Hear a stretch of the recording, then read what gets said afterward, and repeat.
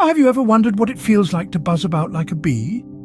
Thus begins the curious tale of Dr. Salmon, a man of science with a whimsical heart and a penchant for the amber nectar. Now picture this, our dear doctor in his laboratory, half inebriated, with a grand vision swimming in his head.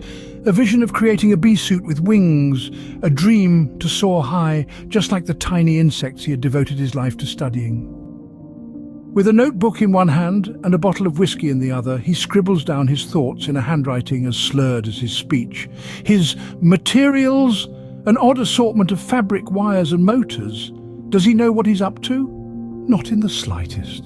But he is a man on a mission, a brilliant scientist with a dauntless spirit. Finally, he dons the suit, the wings fluttering awkwardly on his back. To the naked eye, he appears as a drunken bee, but to him, he is on the verge of flying. With a stumble and a tumble, he makes his way to the nearest park, the suit creaking under his weight.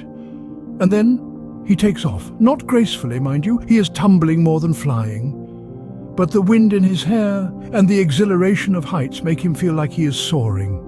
He is a bee, hear him roar. But alas, as the alcohol starts to wear off, reality comes crashing down. The wings are still unstable, the suit battered, and Dr. Salmon, well, he is not feeling too great.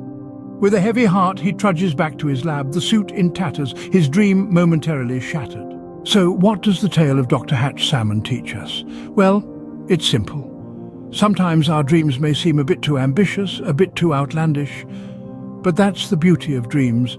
They push us to strive, to experiment, and yes, sometimes to fail. But in every failure, there's a lesson to be learned.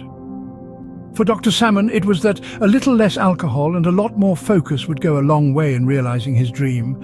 So here's to dreaming, failing and learning. And of course, to our dear Dr. Salmon, the man who dared to dream of flying like a bee.